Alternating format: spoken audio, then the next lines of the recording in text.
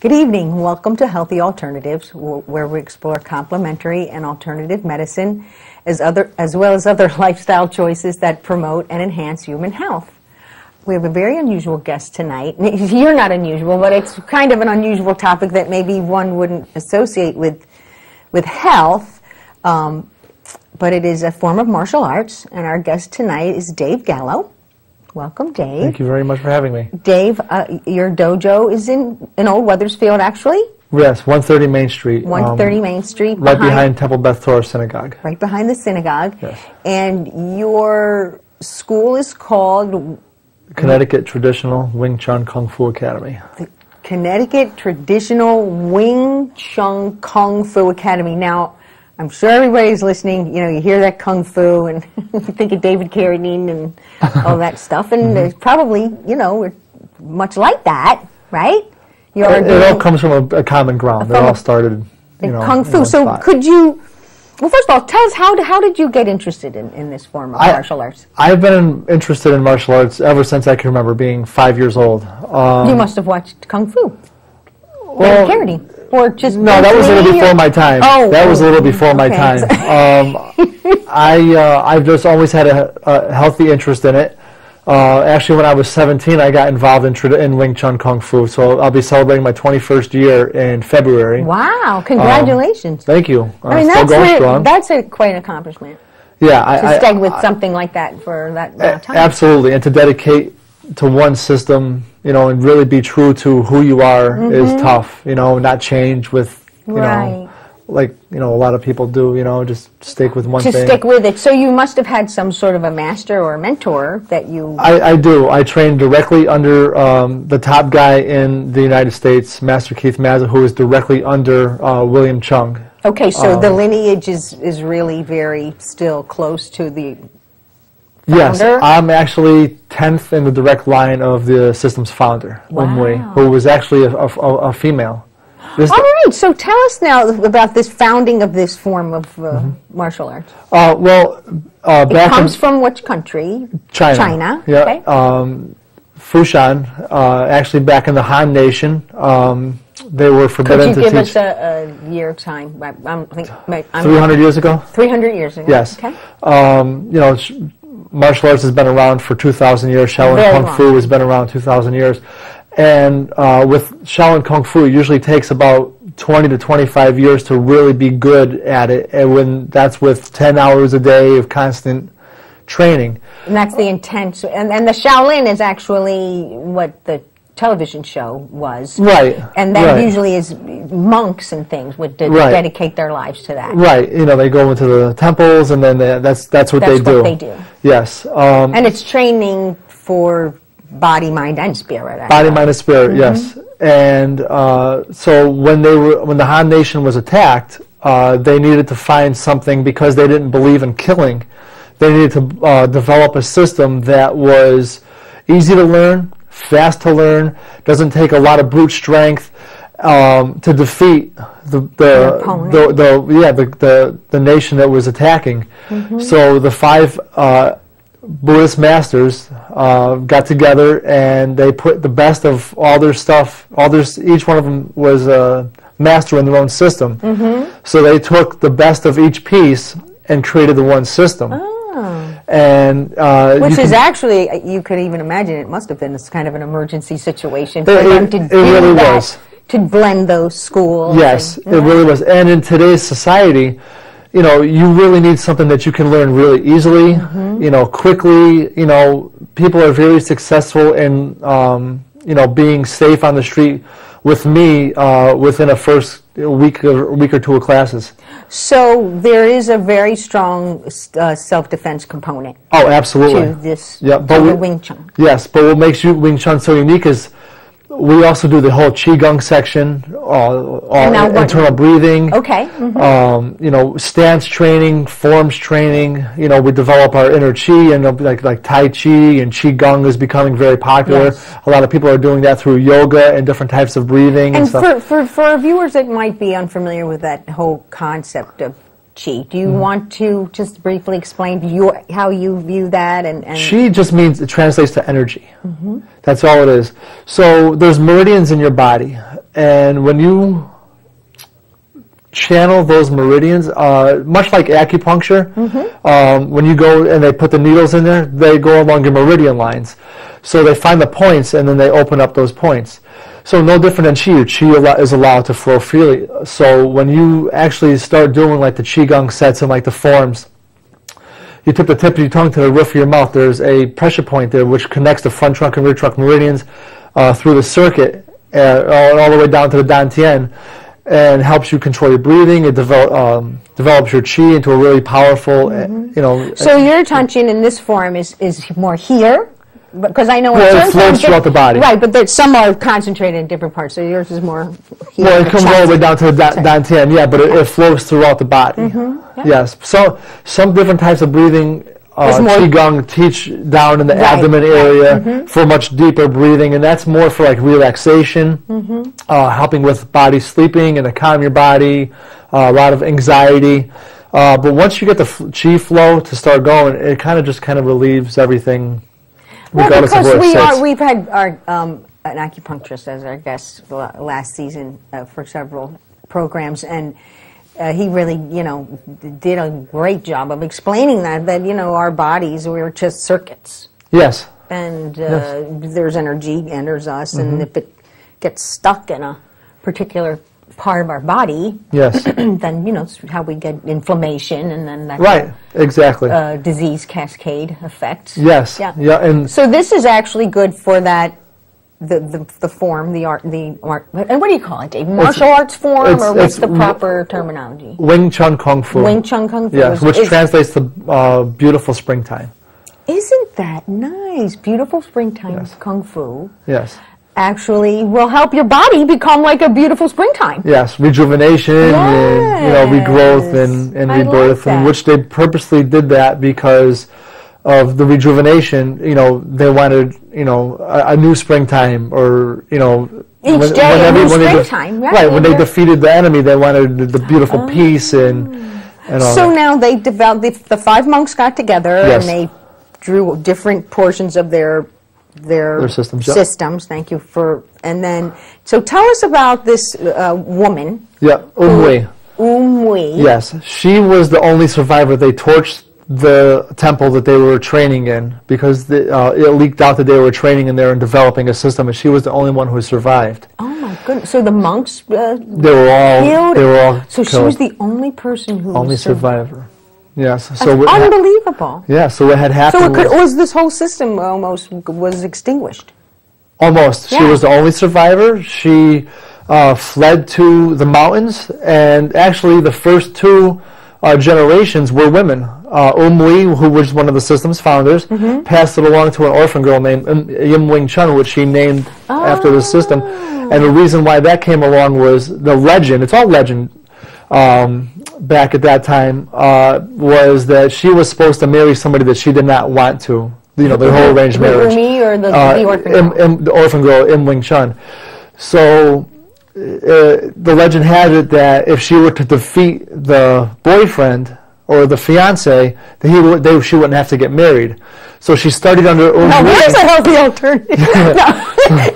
So she studied under Wei and learned the system. Not fully, she only had a certain amount of time to do it, which is why Wing Chun is so successful. And if you want to learn how to get out fast, you want a system easy to learn. She was taught very quickly, and apparently the guy threw, according to legend, threw a round punch, and she blocked it with a tan punch and knocked him off of the pillar and platform, and she won, so she didn't have to marry him. So she had her own destiny in her hand. Wow. Yes. So now, how does this form differ from the other forms of Kung Fu? There's a lot of differences. We do not fight force with force. So somebody with smaller stature. So you do not fight force with force? No. Somebody of smaller stature like myself. Than me. I'm... yourself. A lot of my students are smaller in stature. When you're attacked, a lot of times, big guys. I came from 10 years of law enforcement, retired early, so... so you were a law enforcement officer? Yes, I retired. Oh. Yeah. What town were you in?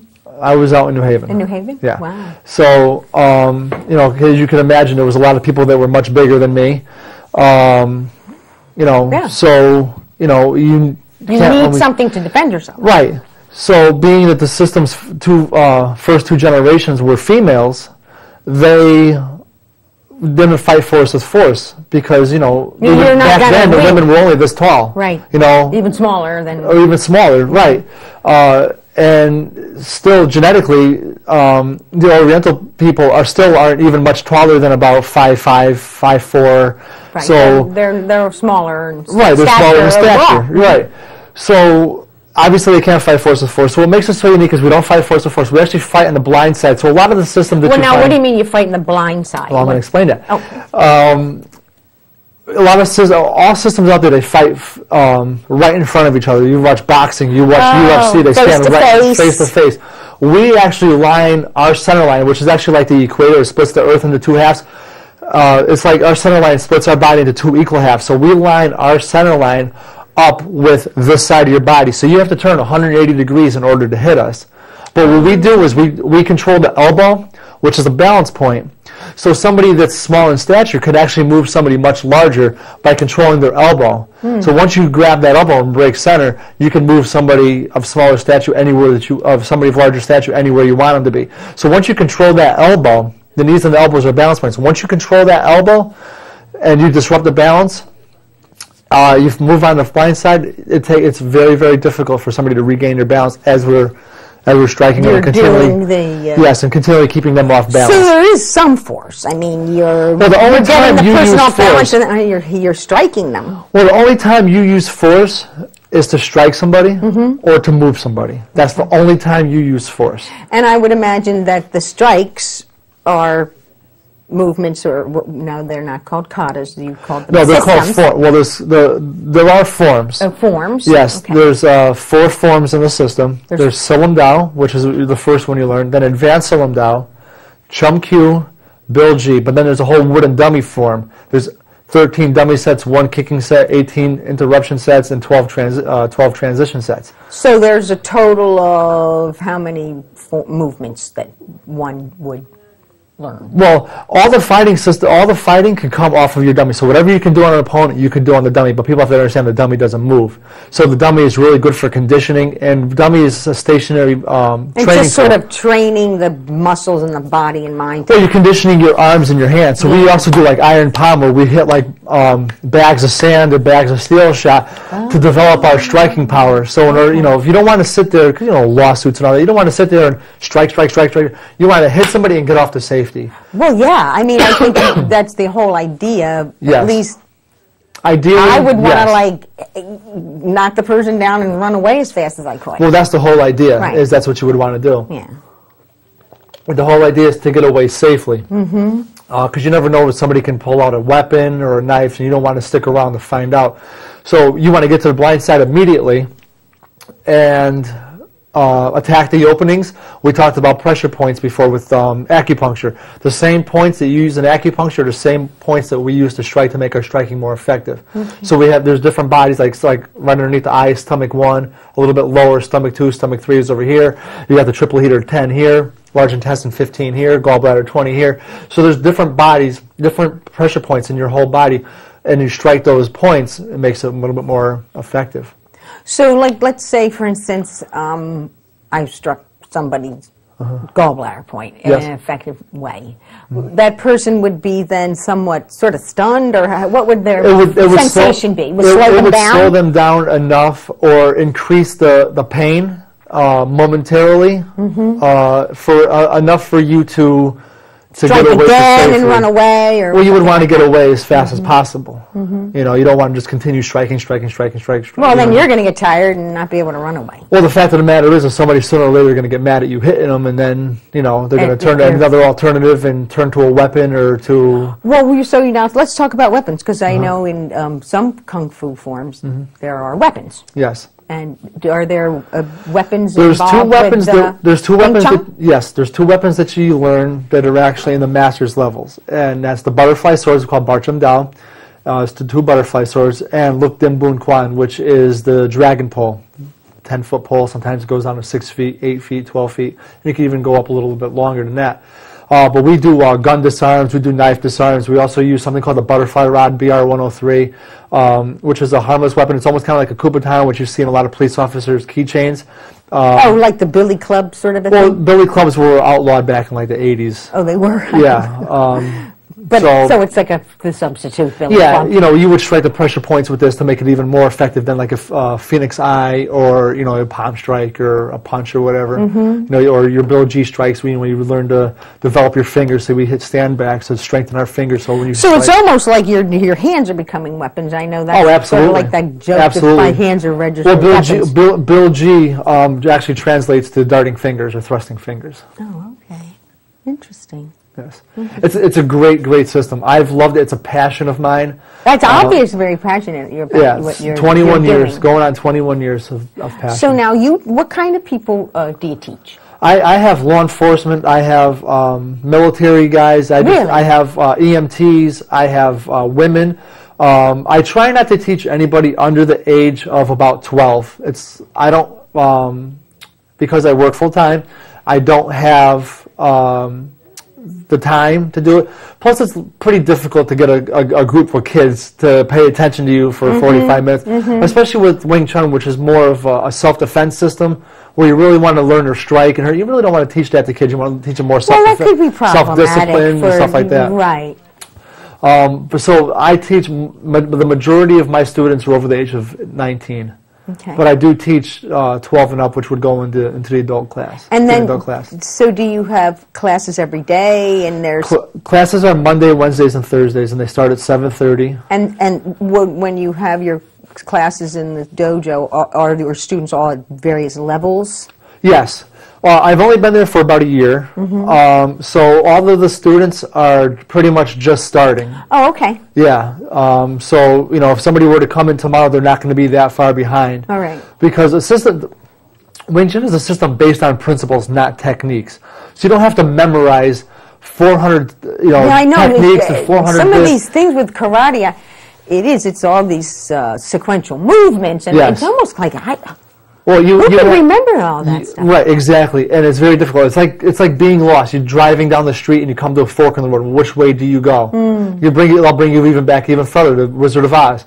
Follow the yellow brick road. Well, she gets to the scarecrow. It's that way, and there's this way. Well, how do you know which way to go? One can take you all the way around, or one can be more of a direct route.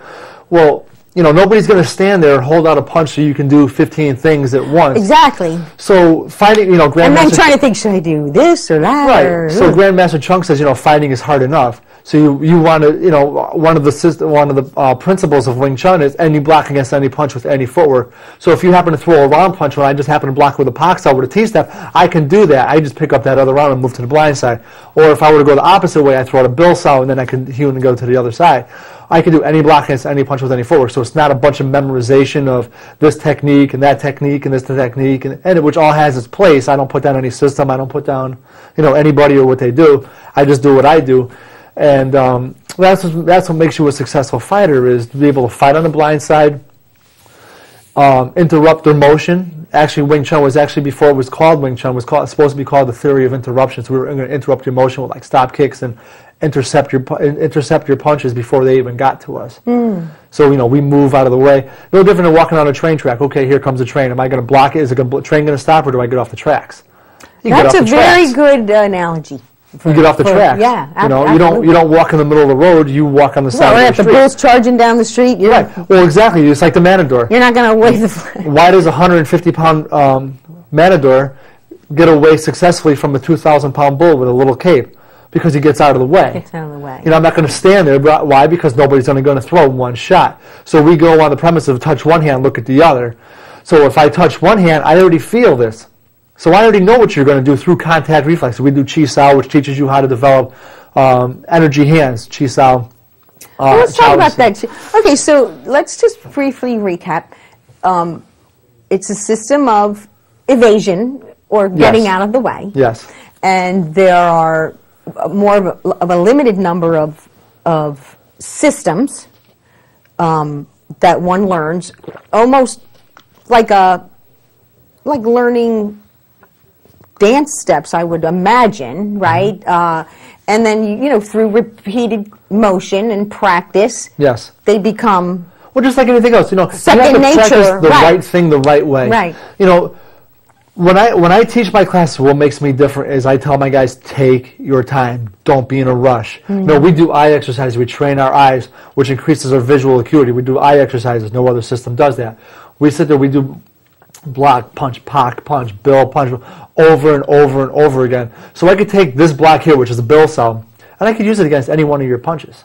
So it doesn't really make a difference. I don't need to sit there worrying about, okay, what's he going to throw, what's he going to throw. It doesn't really make a difference to me. So the defensive maneuvers, is what you would call them, are applicable to pretty much whatever your opponent's going to toss at you. Right, within reason, of course, absolutely. Of course, you know, if somebody throws an uppercut, I'm not going to do a really high block like this because the punch is coming underneath. Of course, there's always exceptions to the rule. Right. But, you know, we touch one hand, look at the other. We talk about... So what does that mean now? Touch one hand, look at the other. So we do chi sao. It's a drill. So what is this called? Chi sao. Chi sao. Chi is energy. We talked about energy. Right. When you tip the tip of your tongue to the roof of your mouth, it creates the circuit going through your body all the way down to the dantian and continues as a circuit. Well, no different. We touch hands. So we do drills where you push in, I feel that, so I go around. There's, you know, again, don't fight force with force. So if I throw a shot at somebody, they block it, I don't come back and throw that shot again. I go with the force and come around on the outside and strike on the outside and pick up their hand. Oh, so you kind of, slide around like that. Yeah, so if I throw a shot and they block it this way, I go around and check the elbow. So that's called the chi. This is called, well, I feel the force, and that's called, I feel that force. Once I feel that force, I go around with it. You learn that through chi sao. Right, right. Yeah, no different than Tai Chi, where you do all this nice and slow. You know, you're really doing the same repetitive motions over and over and over again to get into the muscle memory. Right. You know, think about it. When doctors go through, you know, surgeons, they operate on the same heart over and over and over again. You talk to somebody who's a nurse. Oh, well, what do you guys discuss when you're? Oh, they talk about their vacations when they're doing. Why? Because they've done it so many times. And it's almost probably like maybe the closest thing for the viewers is like driving. Well, I look at it like this. I tell people like this. I say, you know what? We can tie our shoes, have breakfast, and have a conversation all at the same time. Why? Because we've done it 1,000 times. How many times have you gotten in your car, spaced out, and got home before you even realized that you were there, and you don't even remember the drive? Like all the time. All the time, because you've done it 1,000 times. And you feel like you could drive those same roads with your eyes closed. Of course, you don't want to recommend that, but, you know, because you've done it so many times, you just feel comfortable. Now, here's a question for you. You know, because when those things do happen to us, it is sort of understood that we're actually kind of going into our subconscious or unconscious mind. So the unconscious competence is what you want. Unconscious competence. Yes. So this Wing Chun actually, through this repetitive, it's kind of a journey within too then, Dave, right? Absolutely. Which has many benefits for us. Absolutely. Emotionally and the nice thing about Wing Chun is when one of the first things you learn in Wing Chun is the Pak Sao, inward diagonal Pak Sao. This same Pak Sao you learn in level 5, level 7, level 10, and all through Master. It doesn't change. Of course, there's different types of Pak Saos. You know, I could Pak Sao low, I could Pak Sao high. I could come over here, which is a Wong Pak. This is more of a Toy Pak, which is a push-away Pak. There's different ways of doing it, but you practice the Pak the same way. And that comes from the Silm Dao form. It comes from different drills and techniques that we learn throughout the curriculum. So there's a real foundational level of skill, and then that's all built Wing Chun is a very basic system. If you talk to any martial artist out there, they say, you go to all this, I want to be a good fighter. What do I do? Train your basics. You want to be a really good fighter? Train your basics. And you want to be a great fighter? Train your basics. That's really, I think, in anything you do in life. Music, of course, art, absolutely. sports, everything. You said music. Music is perfect. Let's take music, for example. You take 10 notes or 10 chords, okay, keyboard, piano, guitar, bass. You can make a lot of music different types of music off of those, just for those 10 chords. Right. A lot of the rock and roll music uses the same chords over and over and over again throughout their songs. But these guys have the same, 20 albums, 15 songs on it, but they use the same chords, but they're in different melodies and they're in different, all the possible combinations. Right, all different combinations and stuff, but it's the same one, other than the solos, which, was a little bit harder, but, the basic is those 10 notes. Well, it's the same thing with traditional Wing Chun. It's a system based on principles, not techniques. So the principles are fighting on the blind side, create the opening, attack the elbow, and cross the arms and legs. So when we cross your arms and legs, that means you can't hit us. So we'll try to get you so we cross your arms. Actually, what's really popular, there's a movie called Yip Man. What is it? Yip Man. I-P-M-A-N. Yeah. What is that about? He is actually Wing Chun, the guy who's my grandmaster, Grandmaster William Chung, who actually learned from Ip Man, who was actually Bruce Lee's teacher in Hong Kong. Oh. And actually William Chung, Grandmaster Chung, and Bruce Lee were best friends in Hong Kong. Wow. They grew up together, they were best friends, they trained, and actually Grandmaster Chung was actually the #1 person responsible for his training. A lot of people don't know this, that Bruce Lee was quarter German. So, back in those days, you weren't they were very to teach secretive. People, right, they were very secretive. So even when Bruce came here in the 60s, the Chinese really weren't accepted into the community, and Bruce was really, if anybody ever followed any of the movies, Bruce was really the one to bring Kung Fu into the country. And, he really didn't do anything that was, different. He was just doing things that people in China have been doing for thousands of years. It's just nobody in America ever knew it. Like we do, thumb push-ups. They've been doing that for years. Everything that Bruce was doing, the 1-inch punch, that people were doing that for thousands of years. But when he brought it to America, he got the credit for it because he was the one who opened people's eyes to it. And like, well, what is this? We never saw this. So he got a lot of the credit. And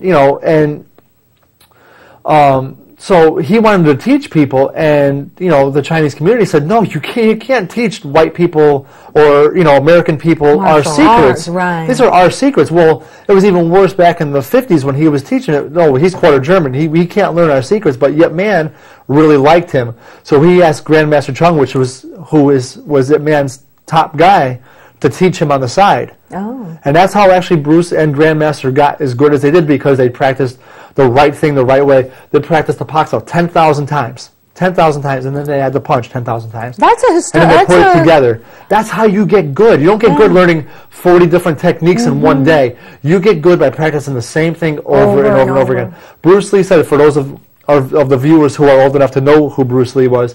Well, he is legendary. Of course. Right. He had a saying, "I don't fear the man who practiced 10,000 techniques. I fear the man who practiced one technique 10,000 times." Why? Because it's in your muscle memory, which goes back to Wing Chun. You do one technique and you can do it against any block. Yeah. So you put different types of footwork patterns behind it. There we go back to the music. Right. 10 different pieces things that can be, so you don't have to worry about it. Once we focus on that leading elbow. And that's pretty much where, guys, where I'm talking to you now, because it is martial arts. So it really is, you learn the martial moves, and then the art really comes into the individual's expression of those moves. Right, absolutely. Some people come to me, listen, I want to learn a little bit more of the deep breathing, which I do. We do that through the Qigong, through the forms. We learn stance training, developing our stance. We have stances where we're almost immovable. And really? And so somebody could come and try to push you, and yes, because you develop the chi through the Qigong exercises. I see. And you so develop that your internal energy is so strong. Right. You develop your stance. You develop the muscles in your leg all the way down to the bone. So it really is, too, it seems like to me, but one of the more attractive components of it, because I never really think about being attacked, and I just don't. But is that development of that internal energy? It's important, but the thing is people see there's a myth behind it. And what brings out the myth is the people that are on TV breaking 40 bricks, where That's great when you have time to channel your energy and you can do that and you're strong enough to do it. I mean, there's people out there that could break the bricks, and it's phenomenal. You know, it blows my mind every time they do that. But when you're attacked on the street, holiday season's coming up, the predators are going to be out there. They want, you know, people are getting desperate. Who do you think they're going to attack? You don't have time to sit there developing your chi. You need to be able to feel the force. You won't want to fight force with force. You want to get to the blind side. Who cares about your packages? You want to get to safety. So you want to get there, strike, get to safety if possible. Sometimes it's just as simple as giving them your bag of clothing, and then you can turn around and run, you know, back in the mall or back in the store and let them have your clothes. No, but I mean, I think what I was trying to point out was that, you know, this energy, this fundamental energy that we have, this is us, you know, and, well, actually it's everywhere, but I mean, we are manifestations of it, so this system really helps that more operative within the individual. Well, I'll also take it a step further. This affects your health and everything, and actually, I would even think that, you know, you got somebody who's got like low energy and, you know, low chi, and, you know, you're walking around like a victim. You might even be more susceptible. You would just appear to a predator as an easy mark. Well, whereas someone who's maybe trained and their life condition is strong, you're not going to mess with that person. Of course not. But what I was going to say is, I've actually gone to rehabilitation homes and actually have done Qigong exercises to help in the rehabilitation of... You know, what kind of physical injuries? Physical injuries, yes, absolutely. You know, somebody who might have, you know, elderly woman who might have fell down the stairs and broke her hip and she's in the home. Somebody who might have been in a car accident who might have broken their back and they're just learning to walk again. I've actually gone to a home and have done different Qigong exercises to develop the Qi in their body to actually... their body can start to heal itself. And actually I got a phone call from the person who was running it, and he asked me to come back because they felt so good after one session and this is exactly what, you know, the intent of our program, Dave, is that, you know, I think people are unaware that there are these modalities that they can utilize to enhance their own health. Well, you know, and didn't Bruce Lee at one time had a serious accident? He hurt his back lifting weights. And wasn't he attacked one time too? And he was. There's a whole bunch of stories out there. People just recover, you know. So it is like recovery time from injury, and so there's lots of different. Lots of different applications. So well, there's the mental, there's the spiritual, there's the physical. I don't really get into the spiritual because that's not my place. Everybody has their own beliefs, and you know. Well, I guess that would be almost how that own individual would start to develop that for themselves through the, Well, I don't teach any of that. I teach the mental and the physical. The mental you learn through being able to channel your energy and through Qigong, and the physical by actually developing your body. See, I created something called Cardio Wing Chun, and what that is like people heard of cardio kickboxing. Well, it's exactly what it is. In my classes, I don't waste any time giving people workout routines and push-ups and sit-ups. I don't waste my time with that because you can go to Workout World for $10 a month and work out if you just want to go on a bike or for $10 a month. That's not what you're paying me for. That's not what I'm there for. You're paying me for a service. You're paying me to teach you Wing Chun. So the second, you know, what I do is I do 2 minutes of jumping rope just to warm up the body, to get the blood going, to help eliminate any risk. Then what we do is we get right into the footwork patterns, different stances, different blocks. We put the blocks into stances. So you really start to develop a sweat, but you're also learning the Wing Chun system. And then I have them buddy off. I have them go through techniques, and then what I have them do is I have them start doing a light spar. And no contact. It's all a progression. They'll start off with one hand. They'll throw the jab, just so they can get used to watching that elbow. So you watch the leading elbow. Elbow moves 4 to 6 times slower than the. See, 20 years of martial arts, I've heard watch the eyes. No, watch the chest. No, watch the shoulders. No, watch the hips. And even though when I was more advanced than people, I was still getting tagged, and I started getting frustrated. But when I started learning traditional Wing Chun, they said, no. Watch the leading elbow, moves 4 to 6 times slower in the hook, 2 times slower in the punch, in the straight punch.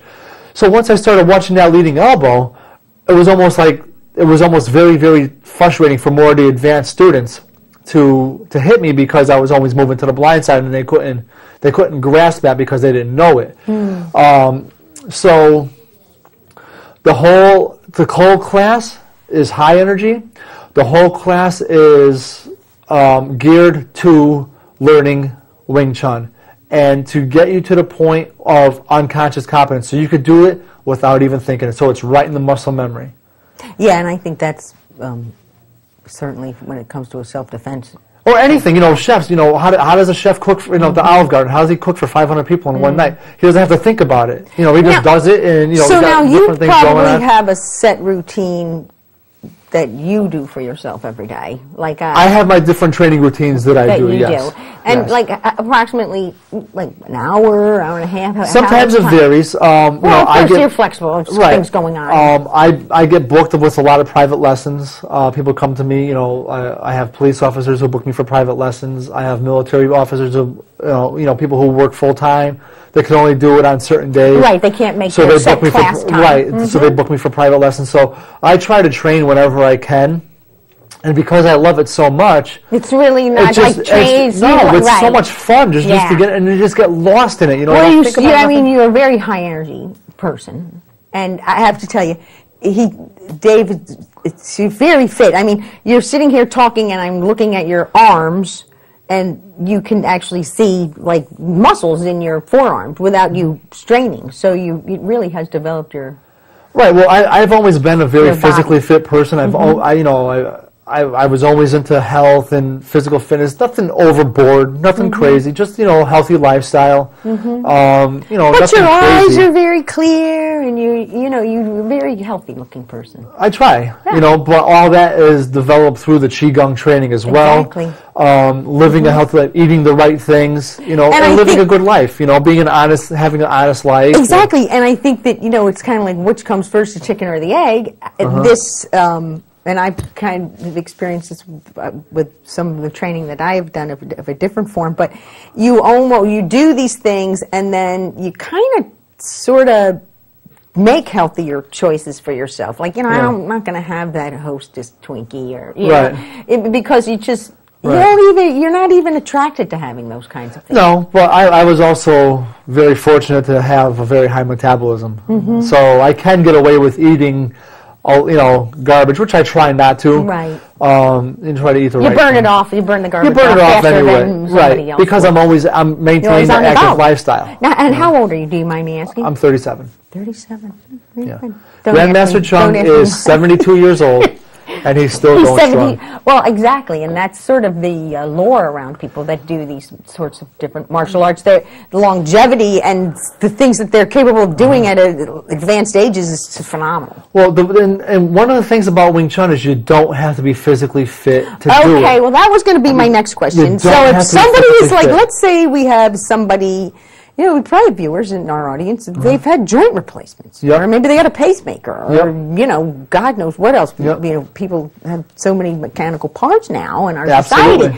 So would that be contraindicated for them? It wouldn't be a confliction at all. Okay, it wouldn't be a confliction at all. But of course, you would want to know if somebody. Of course, they need to tell me if they have anything, because you don't want to be some discs fused or God knows what else. You gotta anytime you train anywhere, you should always say, okay, listen, I had my shoulder replaced.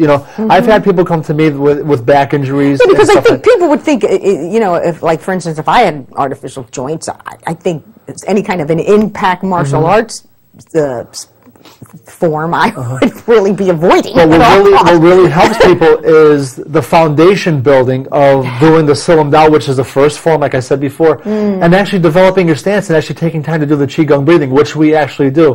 I break up the classes so it's not the same every time. All the time. Sometimes we do more Qigong, sometimes we do more eye drill, sometimes we do more sparring, sometimes we do more drills.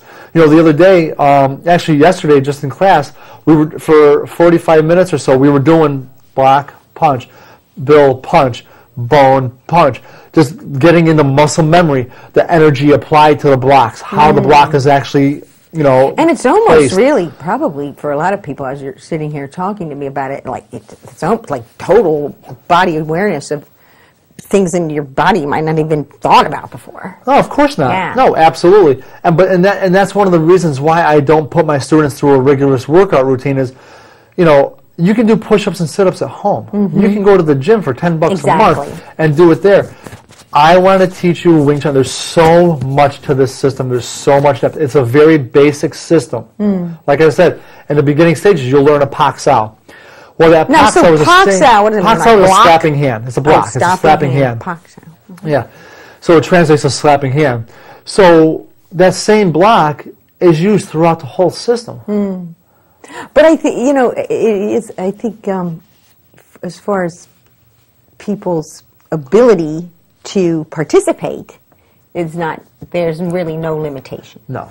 You could, And if you have a heartbeat, you probably can actually for people that have gone through, you know, getting artificial joints or things like that, it almost seems like this would maybe even be a better way for them to rebuild their bodies than this repetitive motion that probably caused their joint degeneration in the first place. It's a possibility. You know? You never know what's going on inside somebody's body. Yeah. But, you know, if you have a heartbeat, you could train Wing Chun. So there's no age limit. It's from the second you could start walking to, you know, the minute your heart stops, you could train Wing Chun. Well, it sounds really fascinating. So would you mind demonstrating some of the forms? I could do a form for you. All right. So we're going to take a quick break and clear the studio, and then you can show us some moves. Perfect. All right? Okay. Thanks. Dave Gallo from the Wing Chun Kung Fu Academy, right? Yes. Yep. In Wethersfield, on Old Wethersfield. And you're going to show us some moves. Yep, the form Chum Kyu. Form? Bridging the gap. Bridging the gap. Yes. Okay, go. Take it away.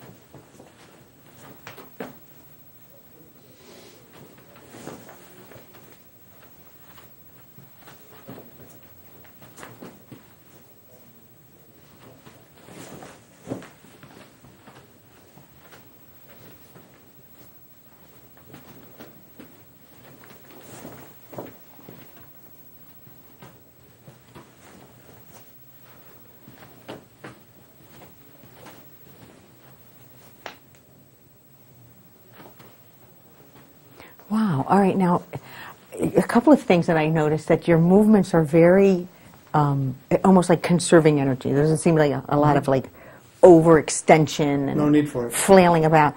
Now, obviously, you mean, you know, somebody's trying to attack you, you're not just going to stay in that routine. So explain to us, like, what you just, now, and you really sort of, I wouldn't say you're out of breath, but you've really exerted yourself with that. A little bit. Yeah. I was more concerned about kicking over one of your cameras. No, and I have to say, when you were kicking, I could hear your kick, you know, through the air. You could really hear, and even with your hand movements, there was a tremendous amount of energy you could sense being released from your hands and feet. So this, what you've just done, is really what you would call a system. It's just one of the forms in the system. One of the forms in this is bridging the gap. Yeah. So, like we were discussing earlier, Dave, this form is really like that training. And so now, how many forms are there? 4 forms. 4 forms. Yep, there's 4 forms. 4 empty hand forms, 2 weapon forms. There's dummy sets. There's 13 dummy sets and 1 kicking set. On top of those dummy sets, there's 18 interruption sets and 12 transition sets. Okay, so for someone who's just, you know, wants to, you know, begin to learn, you're really talking about 4 basic forms. Yes. Yes. But you learn those as a progression. As a progression. Yes. And that was the one that you just showed us, like the beginning? That's more intermediate. Intermediate. Would you mind demonstrating a more beginning form? Yeah, I could do the cylinder form for you. Sure. This will be the first form. Now, would you mind explaining to us what these motions accomplish while you're doing them? Well, right from here, we talked about the Qigong. Mm-hmm. Right from here, the stance is your knees in, pelvis up, you grab the ground with your toes. You tip the tip of your tongue to the roof of your mouth. That's what creates the He Gung. He is internal. And this is like stability for yourself? Yeah, you stand in this position to strengthen the muscles all the way down to the bone. So when you're in your guard is at 130. When you're guard, strike that force. You're not going to like fly backwards. You're not going to go backwards, right? Because your pelvis is up, which transfers the weight to the balls of your feet. Mm-hmm. It kind of gives you that explosive kicking off type explosive. Right, so you're grounded and it keeps you from losing your balance, but yet it also at the same time helps you project. I'll demonstrate on you later, you see. Okay. This is what you would learn the beginning stages. Of course, it's broken down, so you don't have to worry about and is this that sort of sweeping away type of a thing? This is what we were doing before. If you feel somebody touching your hand, okay, you can go right around it. Because remember, we don't fight force with force. Mm-hmm. Here's the pak. And that's more blocking. Yep. Now, what was this thing? This here is a tansao. What is? Tansao is a dispersing hand. And once again, kind of a maneuver, evasive. Or blocking. Yep. Mm-hmm. Now I'm just kind of flying through this form for the sake of time.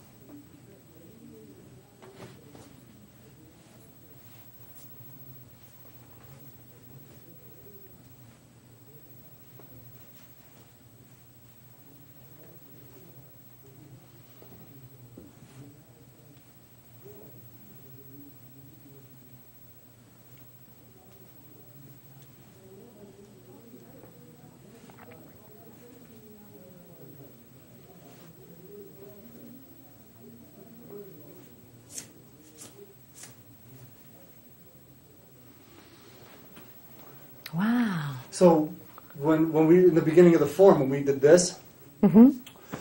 So if you were to square off of me, and you were to throw a punch here, nice and slow, straight punch, and I were to come this way, you circle around my hand, pick up my elbow, now you're on the blind side, go ahead, throw that shot right here. See? Okay. That's what that would be what that's for. Oh, all right. So you feel that force coming this way, you circle around it. Okay.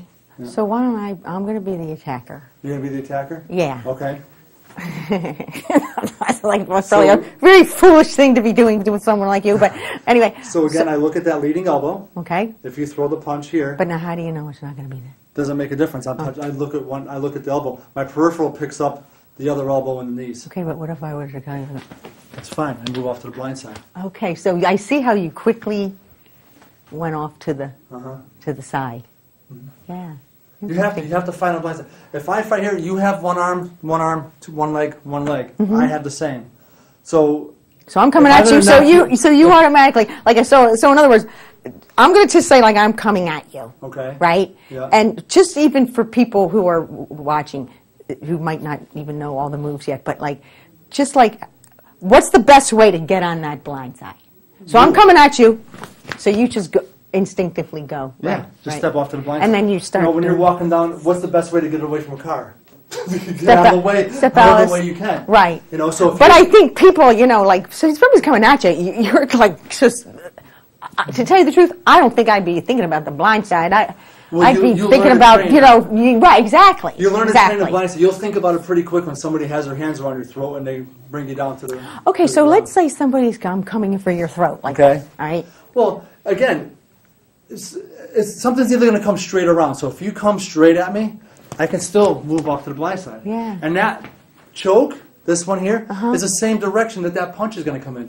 Yeah. It's the same direction that palm strike is going to come in. Now, let's say somebody's coming from behind. Because I think most attackers are, going to sneak up from behind. So they're going to just Yeah. You turn, okay, so you turn and get the right blind side. Yeah. And so all these, so it's really, I mean, it seems to me like, you know, that footwork is really crucial. Oh, absolutely. We do footwork patterns, you know, that's what we do in the beginning of class to get the students to understand. Because that kind of, like, shift around and get on that blind side and sort of, you know, step, step, step, so. You have to. But see, once I'm on the blind side, I'm 180 degrees away from that punch. So you have to turn. Oh, right, I can't. You can't hit. So when I put you on your heels or your toes, and that's what makes Wing Chun so successful, is because we always put our opponents on their heels or on their toes. Once you're on your heels, you can't kick. You have to try to maintain your balance. Once you're on your toes, you can't kick. You can't do anything. So you're trying to maintain your balance as we're pounding. Striking. So is the intent to kind of get that person on the ground? No, but we Not do necessarily. anything that in traditional Wing Chun, anything that we do on our feet, we could do the same thing on the ground. Okay. So it encompasses stand up along with ground fighting. It's a very, very complete system where we deal with empty hand against knife, empty hand against double knife, empty hand against gun, gun against knife, all sorts of stuff. Whatever you can think of, we do. Wow. Well, it seems like a complete system, and very complete. We thanks for coming. Thank you very much for having me. To explain your system to us, and for our viewers at home, it's this is Dave Gallo, and it's the Wing Chun Kung Fu Academy in Old Weathersfield. Yes. Behind the. Would you want to give a phone number? It's 860-918-8919. And you have a website. www.ctwingchunacademy.com. So if anyone is wanting to contact you, these are the best numbers to reach. And you have classes again on what nights, Dave? Monday, Wednesdays, and Thursdays. I'm the only one in Connecticut certified to teach this So system. you're the only through Grandmaster William through the Master Keith Massive. And I can't stress enough the importance of maintaining a lineage, right, Dave? Right. Because that really is, preserving the integrity of the form. Of course. Of course. And it's almost. But you also want to be true to yourself. This is true to who I am. I'm not going to learn this system and learn that one and learn that one to please the masses. If you want to learn Wing Chun, you came to the right place. Okay. This is all I do. Again, I work full time. I have a full-time job. That's why I rent out space behind a synagogue. Very, very affordable. So. So, and you've been teaching now. About a year. You've been teaching a year. Yes. But you've been a disciple or student for 21 years in different 21 lineages years. of Wing Chun. Yes. 21 years. Well, different lineages of Wing Chun. It was awesome, and maybe hopefully we can do another program in your dojo. Do you call it a dojo, or I just call it the training hall? The training hall. Yes. Yeah. Well, yes. Dave, thank you so much. much. Thank you very much for having me. I really enjoyed it. Thank you. Thank you very much. Thank you. Good night.